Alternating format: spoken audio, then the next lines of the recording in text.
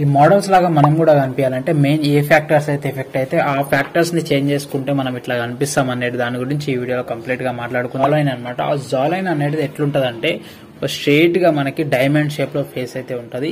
ఇట్లాంటి jaw line రావాలంటే main గా ఫేస్ లో ఉన్న ఫ్యాట్ తగ్గియాలి ఫస్ట్. అంటే మనకి నార్మల్ గా జిమ్ కి వెళ్ళడం కానీ మనకు మెయిన్ గా వెయిట్ అనేది ఎక్కువ అయిపోతే ఈ జా లైన్ అనేది పెరిగిపోతుంది అనమాట. ఇట్లా కాకుండా ఉండాలంటే మనం జిమ్ బరువు తగ్గడం వల్ల మనకి జా లైన్ అనేది తగ్గడం జరుగుతాయి. చూడడానికి మొత్తం ఇంతకు ముందు ఉన్న దానికంటే జా లైన్ పర్ఫెక్ట్ ఉన్న దానికి చాలా తేడా అయితే ఉంటుంది.